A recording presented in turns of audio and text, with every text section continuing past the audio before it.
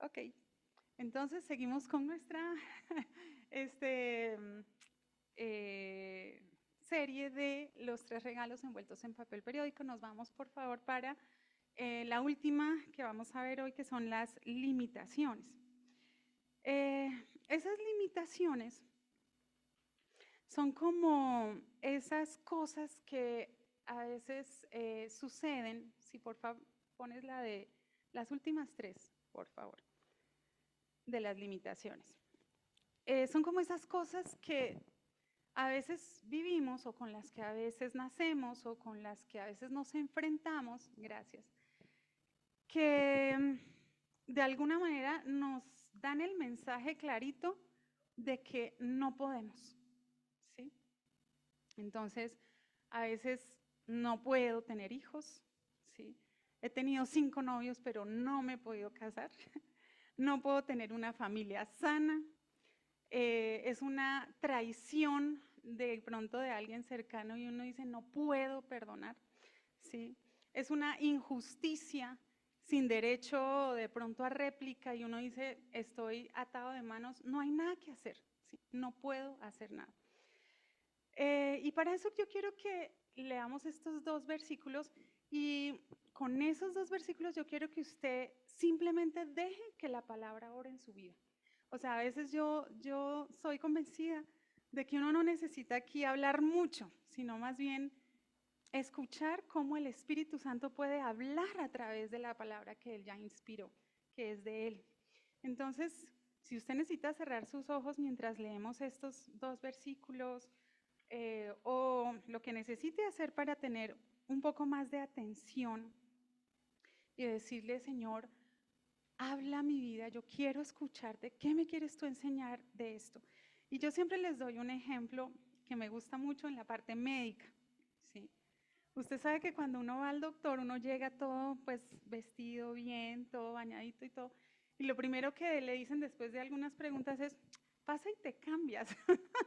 O sea, y te cambias es, quítate todo y te quedas en esta batica, ¿sí? Porque él necesita ver más allá, él necesita hacer un examen más profundo. Y la invitación hoy es decirle a usted, aquí mientras estamos leyendo esta palabra, quítese la bata, digo no la bata no, quítese la ropa, sí, igual, y después deje que el Espíritu Santo le examine profundamente, ¿sí?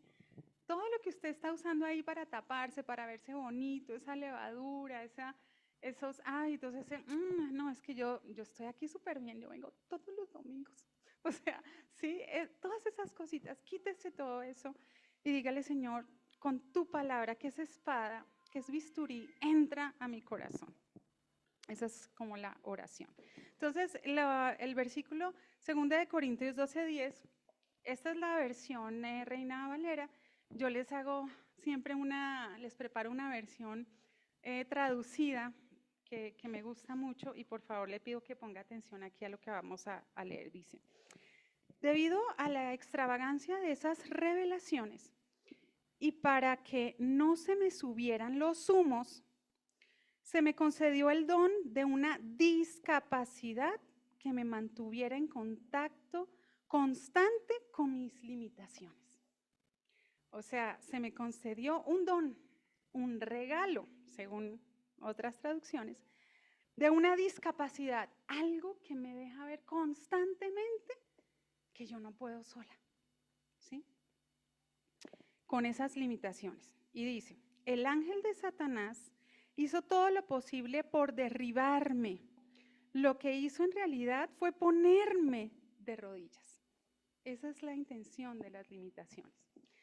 Que Satanás me derribe o que yo me ponga de rodillas.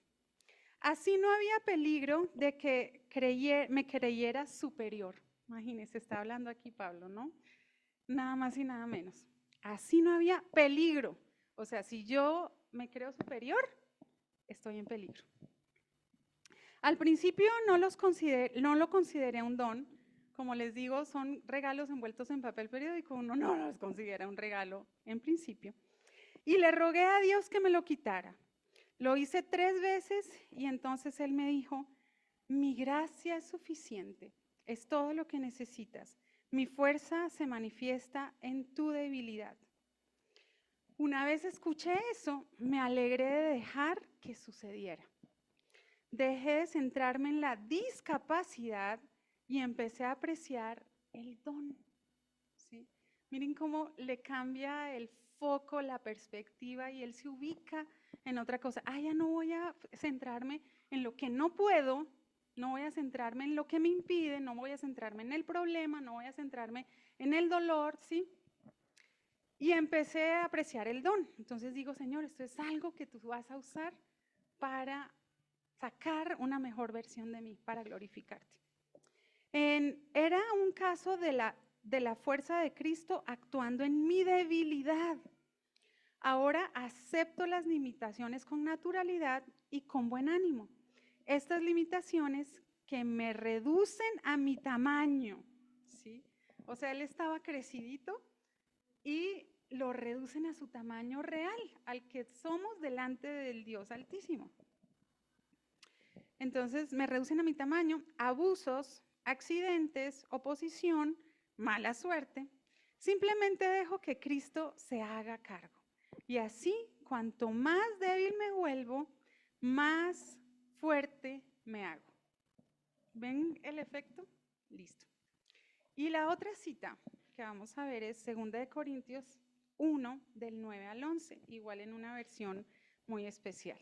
Dice, no queremos que os quedéis en la ignorancia, amigos, sobre lo difícil que fue todo esto que nos sobrevino en la provincia de Asia. Fue tan terrible que pensamos que no lo superaríamos. ¿Usted ha pasado por algo así que uno dice, yo creo que de esta no salgo? Como que aquí, hasta aquí fue. Sí, bueno, es para esto esa cita. Nos sentimos como si nos hubieran condenado a muerte, como si todo hubiera terminado para nosotros. Pero resultó ser mejor de lo que podía haber pasado. En lugar de confiar en nuestra propia fuerza o ingenio para salir de ello, nos vimos obligados a confiar totalmente en Dios. Lo cual no es mala idea, ya que Él es el Dios que resucita a los muertos, y lo hizo. Nos rescató de una muerte segura, y lo volverá a hacer, rescatándonos tantas veces como sea necesario. Vosotros y vuestras oraciones formáis parte de la operación de rescate. Mire esto tan hermoso. O sea, cuando las limitaciones nos ponen a orar juntos a todos como cuerpo, como iglesia, como familia, dice que es que empezamos a ser parte de esa operación de rescate que Dios hace para esa persona o para esa situación. Tampoco quiero que os quedéis sin saberlo. Puedo ver vuestros rostros incluso ahora, levantados en alabanza por la liberación que Dios ha dado, un rescate en el que vuestras oraciones han desempeñado un papel crucial. Otro de esos objetivos de las limitaciones es esa oración corporativa. Listo. Entonces ahí están esas dos citas para que usted se las lleve, las mastique, las siga usando para que el Espíritu Santo lo examine con la batica puesta. Listo. Seguimos entonces. Aquí quiero darles un contexto. Vamos a ver, digamos, a la luz de un personaje bíblico, cómo actúan las limitaciones. Y les voy a dar una pista, es para que ustedes, para movilizarlos allá y que no solamente se queden muy oyentes pasivos, sino que piensen un poquito. Y es un personaje que viene siendo como el contrario de el hijo mayor de la historia del hijo pródigo. O sea, el que se queda en la casa, ¿sí? Es el contrario de ese. A ver, piense ahí, 30 segunditos a ver si lo adivina. Ahí tiene unas pistas. Es de linaje real, su padre y su abuelo mueren en la batalla, de la noche a la mañana le cambia la vida. Ay, muy bien. Mefiboset, exacto. Mefiboset, entonces, esto está en Segunda de Samuel, capítulo 9. Es el hijo de Jonatán. Él es el hijo de Jonatán, que Jonatán es el hijo del rey Saúl, ¿sí? ¿Se acuerdan? El mejor amigo de David. Bueno, Jonatán tiene un hijo que se llama Mefiboset. Era uno de sus hijos. Listo. Cuando Saúl y Jonatán mueren en la batalla, llegan, pues lo primero que hacen es alguien trata de huir siempre para darles la noticia a los que quedan en palacio y los que quedan en el reino, porque lo primero que hacen los enemigos cuando matan al rey y a su descendiente, en este caso Jonatán, es ir al palacio, ir al reino para acabar con toda la descendencia del rey o de cualquiera que pudiera tener una intención o un derecho en reclamar el reino. Entonces llega esta noticia y este chico, pues hay varias versiones, pero estaba muy pequeñito él, estamos hablando de 5 años o menos, tenía una nodriza, o sea, por eso sabemos que también era muy pequeñito, y ella lo agarra y sale corriendo, pues para salvar su vida porque sabe que vienen por él. Y en esa huida ella se tropieza y cae y aparentemente hace una lesión, pues por lo menos irreversible para la época, porque pues a ellos les tocó llegar a esconderse, él no se podía dar señas de que él estaba vivo, entonces seguramente no pudieron, si era una fractura, pues no pudieron enderezarla, reducirla, ponerle, tratarla, en fin, no sé qué sería, pero en todo caso él queda cojo por el resto de su vida, ¿sí? Entonces, digamos que de la noche a la mañana a este chico que vivía en palacio, que vivía en abundancia, que tenía siervos, que tenía todo, pues le cambia la vida, ¿sí? Y no solo con eso, basta con eso, de que pierde, digamos, toda su comodidad y eso, además la cerecita de que queda con una limitación, una discapacidad físicamente hablando.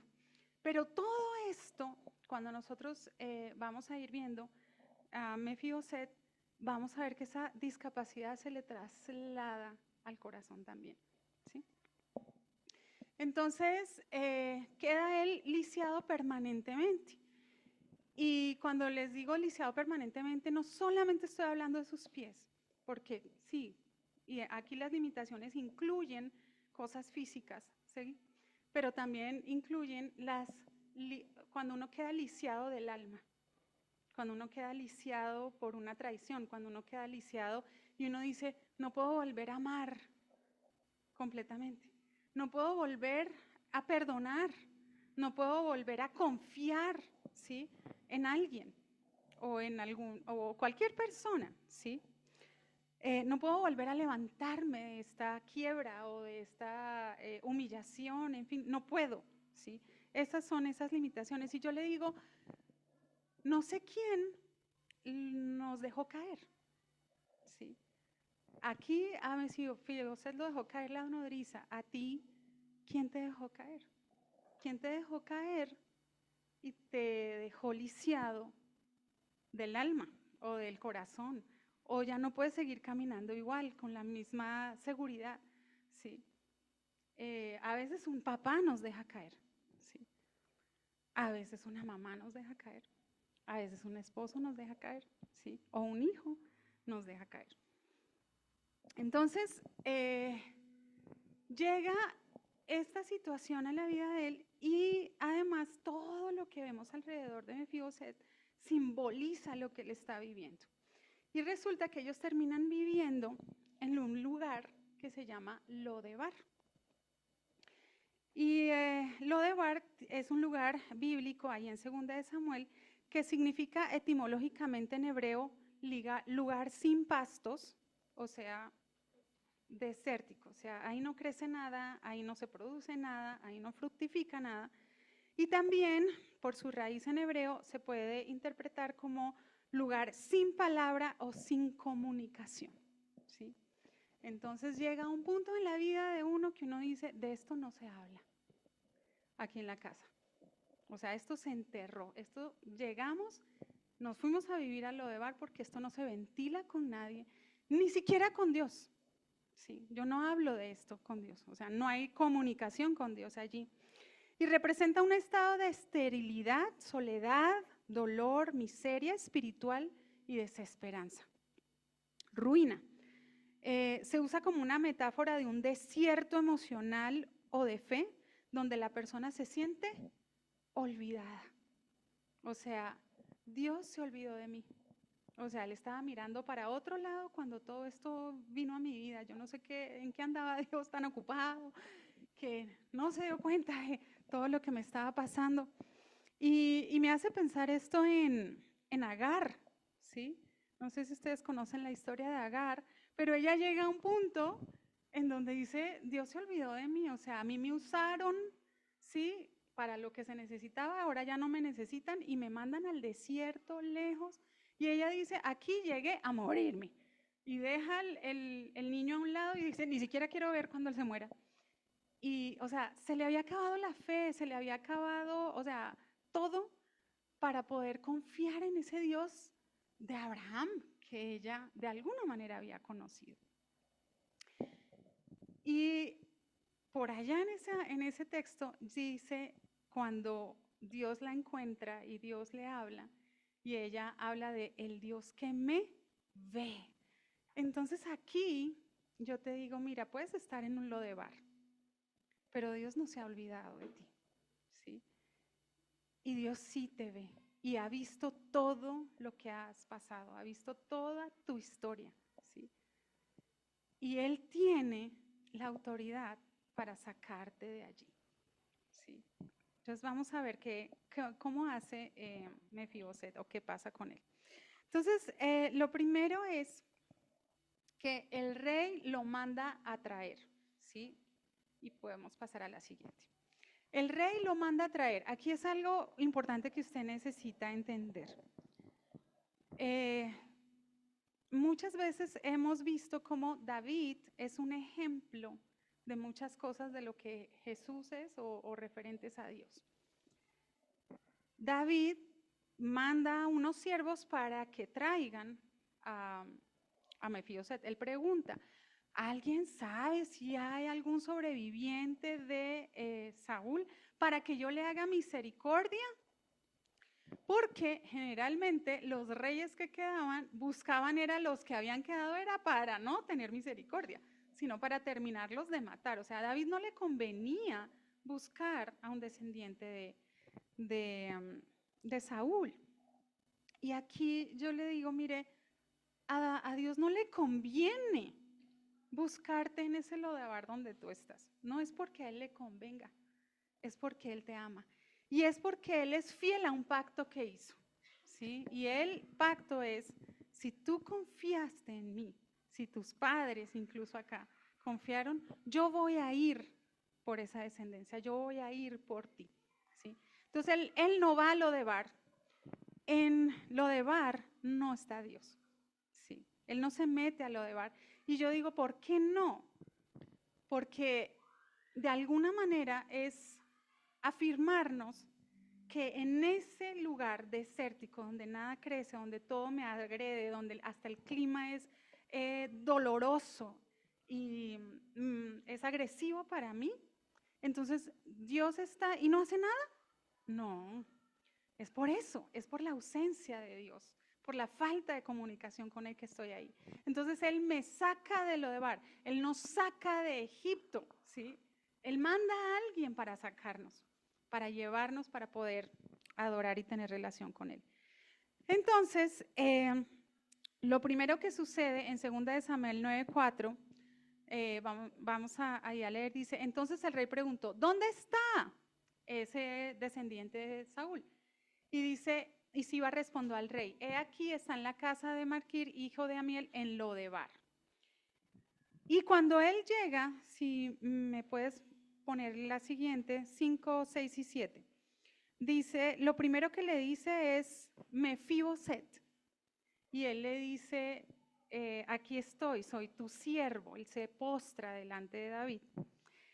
Y le dice, lo primero que le dice es, hijo de Jonatán de Saúl, a David, y se postró sobre su rostro, hizo reverencia y dijo David, Mefiboset, o sea, le dice su nombre, quiere decir, no me he olvidado de ti, yo sé quién eres, ¿sí? Yo sé lo que significas para mí. Y él respondió y dice, he aquí tu siervo. Y en el 7, lo siguiente que le dice David es, no tengas temor, porque yo a la verdad haré contigo misericordia por amor de Jonatán, tu padre. Miren por qué lo hace. No es porque Mefiboset haya hecho algo, no es porque Mefiboset representara algo conveniente o porque hubiera hecho cosas grandes o porque tuviera posesiones o títulos. Mefiboset no tenía nada que ofrecerle a David, nada. Nosotros no tenemos nada que ofrecerle a Dios, nada, ¿sí? Pero él le dice, por el pacto que yo hice con Jonatán, por la promesa que yo he hecho, ¿sí? Porque mi hijo, porque yo te veo a través de mi hijo Jesucristo, entonces yo te devolveré todas las tierras de Saúl tu padre y tú comerás siempre a mi mesa. Quiero que reflexionemos sobre esto. Uno, no tengas temor. Cuando nosotros estamos con esas limitaciones, yo creo que lo primero que se despierta en uno es un temor, ¿sí? ¿Y ahora yo qué voy a hacer? Estoy sola, tengo que resolver esto, tengo que salir de aquí, tengo que defenderme, tengo que buscar dónde protegerme de esto, tengo que buscar alternativas, tengo que mirar a ver qué hago, ¿sí? Me siento en peligro, estoy en una situación de alerta constante, es un estrés, es algo que ni siquiera nos deja pensar adecuadamente. Y por eso es que David le dice, no temas. Incluso en esa situación de limitaciones, a veces nosotros pensamos que Dios nos ha olvidado, pero también podemos pensar que Dios es olvidadizo, que Dios nos está castigando, que Dios nos dio la espalda, que Dios es un Dios severo, que es vengativo, que es insensible, que olvida, que es injusto. Y empezamos a construir una imagen de Dios, incluso a veces trayendo retazos a nuestra mente de cosas que hemos aprendido en la tradición, ¿sí? En lo que es una religión, pero no una revelación del Padre. Entonces, por eso es que David le dice, no temas, yo no vengo aquí a rematarte, ¿sí? Yo vengo aquí es a restituirte, ¿sí? Entonces le dice, ¿qué voy a restituirte? Todo aquello por lo que has estado privado durante tanto tiempo. Todo lo que esta situación, esta circunstancia vino a quitarte, ¿sí? Y le dice, te voy a restituir las tierras, ¿verdad? Y después le dice, además, te vas a sentar todos los días en mi mesa. ¿Qué estaba restituyendo David allí? Uno, la identidad de Mefiboset. O sea, él ya en Lodebar se levantan todas las cosas que a nuestra vida nos dicen, tú no eres hija de Dios. Es que si tú hubieras sido hija de Dios, eso no te habría pasado. ¿Sí? Ese es Lodebar. ¿Mm? Y eso era lo que le pasó a Mefiboset. O sea, él estaba rodeado de un ambiente que le decía, tú no eres príncipe. O sea, los príncipes ni se visten así, ni se tratan así, ni viven de tal manera, ni comen así, nada. O sea, toda esa te hace a ti pensar, no, debe ser que yo no soy hija de Dios. ¿Sí? Y él llega a donde David y de David le dice, te voy a restituir todo ese amor que no recibiste durante todos esos años. Todo ese peligro, toda esa intimidad, todo eso que perdiste, toda esa seguridad, yo te la voy a devolver, esas tierras. Pero además vas a tener un lugar en mi mesa. ¿Eso qué quiere decir? Que ya eres parte de la familia real. ¿Sí? Eres y sigues siendo parte de la familia real. Entonces, en esa última parte, y les quiero mostrar aquí cómo David restaura la identidad de Mefiboset, Y eso es lo que Dios hace también, o quiere hacer a través de las limitaciones, si nosotros lo permitimos. El asunto fue que cuando Mefiboset llega y él le dice todo esto de las tierras y que va a tener un lugar en su mesa, Mefiboset le responde a él: ¿quién soy yo para que tú me mires? Le dice, y inclinándose dijo: ¿quién es tu siervo para que mires a un perro muerto como yo? Miren el mensaje que le había dado Lodebar a Mefiboset. Le había destruido absolutamente toda su autoimagen, su autoconcepto, su valor, su identidad. ¿Sí? Y no comparando con lo que está pasando ahorita, dice él se está identificando con un animal, ¿sí? Con un perro muerto. O sea, ¿qué soy yo? O sea, esto soy yo. Yo soy un perro muerto, ¿sí?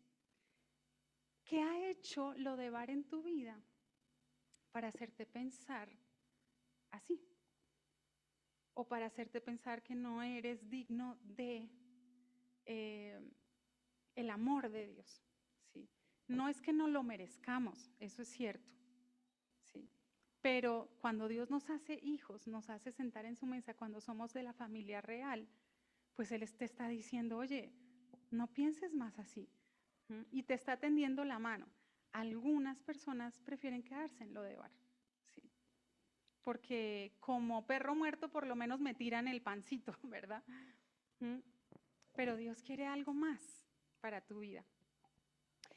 ¿Y qué ha hecho Lodebar para que tú incluso ni siquiera logres identificar que eres hombre o eres mujer? O sea, hasta ese punto llega Lodebar en tu vida, ¿sí? A destruir tu identidad. Y quiero que pasemos aquí ya a la última diapositiva para que veamos qué es lo que hace, digamos, David en Mefiboset, lo que Dios quiere hacer en nuestra vida a través de esas limitaciones. Y miremos cómo resulta esto más adelante. Segunda de Samuel 16, del 1 al 4. Resulta que en ese momento, al tiempo después, David recibe la traición de su hijo Absalón y quiere dividir el reino y quiere autoproclamarse rey. Y a David le toca huir de Jerusalén porque pues estaba dispuesto seguramente a matar a su propio padre para que esto suceda. Entonces, Siba, ¿se acuerdan de Siba? Era el siervo que había traído a Mefiboset.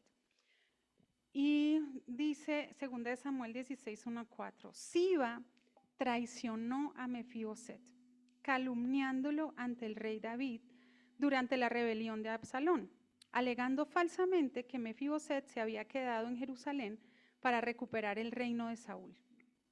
Y dijo el rey: ¿dónde está el hijo de tu señor? Le dice a Siba. Y Siba respondió al rey: he aquí, él se ha quedado en Jerusalén porque ha dicho: hoy me devolverá la casa de Israel el reino de mi padre. Entonces el rey dijo a Siba: he aquí sea tuyo todo lo que tiene Mefiboset. Y respondió Siba, inclinándose: rey, señor mío, hallé yo gracia delante de ti. Imagínense, o sea, esto está mejor que las series de Netflix, ¿sí o no? Entonces, qué horrible, o sea, fuera de que todo lo que le había tocado vivir a Mefiboset, viene esta cerecita, su propio siervo que lo había acompañado, digamos, durante todo este tiempo, que era el que lo había llevado a donde Saúl, y viene y le hace semejante traición. Entonces, ¿qué vamos a ver aquí? ¿Cómo pasa Mefiboset de ser un lisiado a ser un vencedor? A través incluso de una situación todavía que lo pone en más limitación. Ahí no había WhatsApp para decirle: oye David, lo que Siba te está diciendo no es cierto, ¿sí? O sea, ni siquiera sabía Mefiboset si iba a poder volver a ver a David algún día, o él iba a morir allá, si este Absalón iba a quedar de rey. Él no sabía nada de eso. Pero entonces, ¿qué hace Mefiboset? Le dice, en 2 de Samuel 19, 24, 30, vamos a ver estos 4 pasitos. Llega finalmente, o sea, Absalón muere en una de esas batallas, entonces ya David regresa al reino y cuando sale todo el mundo al encuentro de David, pasa lo siguiente. Dice, también Mefiboset, hijo de Saúl, descendió a recibir al rey. No había lavado sus pies, ni había cortado su barba, ni tampoco había lavado sus vestidos, desde el día en que el rey salió hasta el día en que volvió en paz. ¿Qué nos deja ver esa parte en Mefiboset? Él estaba de luto. De alguna forma, él había guardado todos esos días como de una tristeza profunda porque él realmente se preocupaba por el bienestar del rey. Entonces, una de las cosas que quiero que aprendamos aquí es que hay que ser y parecer, ¿sí? No solamente es que, no, yo genuinamente amo a David, ¿sí? Pero el solo hecho de él presentarse de esa manera le dejó un mensaje claro a David, tanto así que hizo que David le preguntara, ¿por qué no viniste conmigo? Aunque él ya tenía una versión que además él había creído, ¿sí? Pero hay que ser y parecer. O sea, yo no puedo decir, sí, yo quiero perdonar o yo perdono, pero realmente nunca lo manifiesto, nunca vivo una vida como tal, ¿sí? Yo realmente creo en que Dios puede hacer tal cosa, pero yo me aparto y yo vivo una vida desordenada. No, o sea, tiene que ser coherente, ¿sí? Y luego de eso, bueno, y antes de que empecemos estos 4 pasos, perdón, hay una cosa que el Señor me dejaba ver anoche, después de haber terminado de preparar esto, y me decía, todo esto empezó en la vida de Mefiboset, ¿cuándo? ¿Quiénes habían muerto? Murió el rey que en ese momento estaba. Y yo digo, nosotros ahora estamos dándole la bienvenida al rey, al Mesías, al verdadero, en esta preparación para la Pascua. Cuando yo tengo un rey equivocado en mi vida, o sea, estas cosas no suceden. Cuando ese rey es derrocado, empieza como esa limitación en mi vida y yo puedo decidir, o me voy a quedar en lo de Bar, ¿sí? O voy a creerle al único y verdadero rey y lo voy a nombrar a él como el verdadero rey de mi vida, ¿sí? Entonces ahí fue cuando cambió eso en Mefiboset y él dice ser y parecer, o sea, él entra en ese luto porque no podía estar con David, porque ya no compartía la mesa con él. Después dice en el versículo 25, y luego que vino él a Jerusalén a recibir al rey, el rey le dijo, Mefiboset, ¿por qué no fuiste conmigo? Y el rey respondió, Rey, señor mío, mi siervo me engañó, pues tu siervo había dicho, ensíllame un asno y montaré en él, e iré al rey porque tu siervo es cojo. Entonces, miren aquí una cosa, o sea, Mefiboset en ningún momento se victimiza, en ningún momento vuelve a decir, es que este perro que nadie quiere. No, él ya sabía quién era él. Ya su identidad había sido restaurado. Y él dice la verdad. Él no ataca, él no exagera las cosas, él no se victimiza nuevamente. Y aquí el asunto es que además él aprovecha la oportunidad que se le da para explicar las cosas. A veces nosotros estamos tan cómodos en lo de Bar que decimos, alguien nos dice, ven, pero cuéntame qué pasó, pero dime qué fue. Y uno, no. O sea, a ti que te digan, porque es que yo, o sea, yo ya hice lo que tenía que hacer, ¿sí? Y nos damos tan de verdad, ¿sí? O sea, tenemos la oportunidad de explicar las cosas. No, es una oportunidad que nos ha dado Dios, ¿sí? Y Él no se pone a acusar, él cuenta el relato como fue, ¿sí? Y miren que él dice, porque tu siervo es cojo. Esta es mi realidad. Dios muchas veces no nos quita la limitación como tal, pero sí cambia nuestra manera de ver las cosas por dentro. Y aquí eso era lo que Mefiboset estaba viviendo. Entonces aprovecha la oportunidad. En el versículo 27 y 28, pero él ha calumniado a tu siervo delante de mi señor el rey, mas mi señor el rey es como un ángel de Dios, haz pues lo que bien te parezca. Porque toda la casa de mi padre era digna de muerte delante de mi señor el rey, y tú pusiste a tu siervo entre los convidados a tu mesa. Volvamos al anterior. Mire la posición de Mefiboset ahora. Él le dice, listo, esto pasó. Él ya sabía que David le había entregado todas sus tierras a Siba, ¿sí? ¿Me pasas la anterior, por favor? Y entonces, ¿qué hace Mefiboset? Él entiende la gracia que él ha recibido, ¿sí?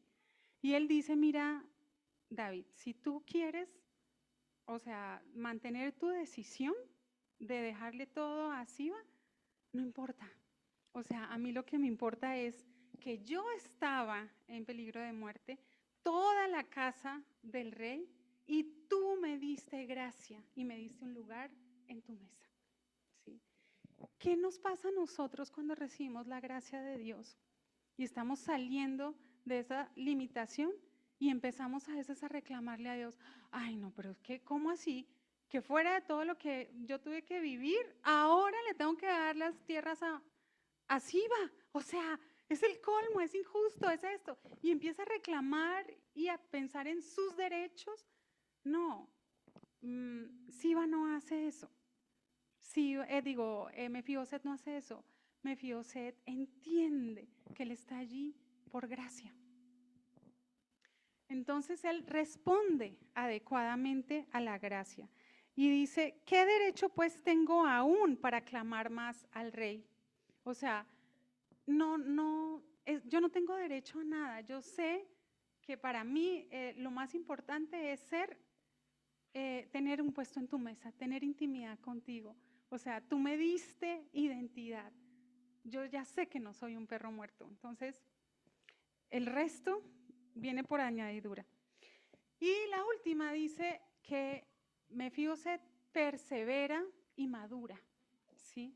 O sea, Mefiboset pudo haber dicho, cuando se entera de que a Siba se le da todo, David no había llegado, no, pues me voy de acá del reino, o sea, yo no pertenezco a este lugar. Otra vez la vida me dice que sí, esta cruz que me tocó llevar, y entonces se lamenta y se lame las heridas y se victimiza y se va del... No, él persevera, él dice, yo no sé qué va a pasar aquí, ¿sí?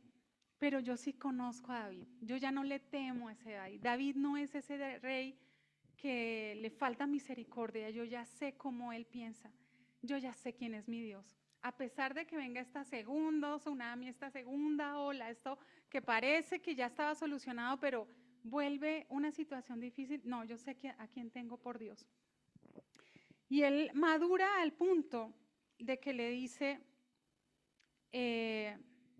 a David, luego de todas esas cosas, le dice, no importa la decisión que tú tomes, yo lo voy a aceptar. Y David entonces como que recalcula ahí la cosa y dice, uy, la amarré, sí, aquí tomé una decisión como no era, no investigué, no hice.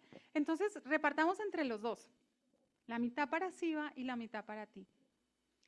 Mefiboset habría podido decir, no, pero si él fue el que engañó, pero cómo ¿Y saben cuál fue la respuesta de Mefiboset ahí en segunda de Samuel? Si me puedes poner, creo que es versículo 30, gracias.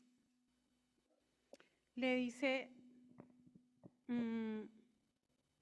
y Mefiboset dijo al rey, deja que él las tome todas, pues que mi señor el rey ha vuelto en paz a su casa. ¿Sí? ¿Qué corazón? ¿Qué había hecho? Miren, ¿qué había hecho lo de Bar? Lo de Bar sin Dios te destruye, te vuelve nada. quita tu identidad, te roba, no sabe ni quién eres, ni de dónde, ni para dónde vas. Pero lo de Bar, con la intervención de Dios en tu vida, te deja un corazón que es casi que, o sea, ya no podría ser destruido, ya no podía ser lesionado. Ya él tenía herramientas diferentes para enfrentarse a la limitación, ¿sí? Ya él podía salir de eso de una manera distinta. Ya su identidad y su propósito estaban blindados. Ya él sabía quién era. Yo no necesito de las tierras, ¿sí? Yo necesito es de mantener mi puesto en la mesa del rey, saber que tú estás bien, saber que, o sea, tú estás de nuevo gobernando en mi vida, ¿sí? Eso es lo que hace que Mefiboset pase de un lisiado a un vencedor. Y eso es lo que Dios hace en nuestra vida, ¿sí? Entonces, quiero cerrar con este versículo. Espérenme a ver. Dice, no, esta es una frase y dice, somos más vulnerables cuando estamos atrapados por la ilusión de que podemos hacer las cosas por nosotros mismos. Estamos más vulnerables cuando nosotros creemos que podemos hacer las cosas por nosotros mismos. Y bueno, después les daré el versículo que quería leerles, porque ya no lo encuentro. A ver si está por aquí. Y listo. Debe estar en esta página. Bueno. Sí, ya, listo. Dice, Segunda de Crónicas 16:9, mientras lo abres ahí. Les leo esto de Mefiboset. Mefiboset sabía que sin importar lo que pasara externamente, él era alguien a que el rey había escogido para mostrarle misericordia. O sea, no importa lo que pase, yo ya sé que Dios me escogió a mí para mostrar su misericordia. Él empezó su vida como una víctima, creció pensando de sí mismo como un perro muerto y se convierte en un hombre noble que responde a la injusticia con integridad y gracia, sin dejar que eso afecte su identidad. Eso no lo logra por su propia fuerza, sino porque experimentó gracia genuina. Eso es lo que cambia nuestra forma de ver las otras personas, las dificultades y la forma de valorar lo que realmente importa en la vida. Y el versículo es el siguiente: porque los ojos de Jehová contemplan toda la tierra para mostrar su poder a favor de los que tienen un corazón perfecto para con él. Se refiere a un corazón totalmente entregado, sincero y obediente, no a la perfección sin pecado. Entonces, la invitación hoy es, ¿será que Dios puede ver en ti un corazón perfecto para con Él, para que Él pueda mostrar todo su poder a favor tuyo? Esa es la pregunta que usted resolverá el resto de esta semana. ¿Listo? Dios los bendiga.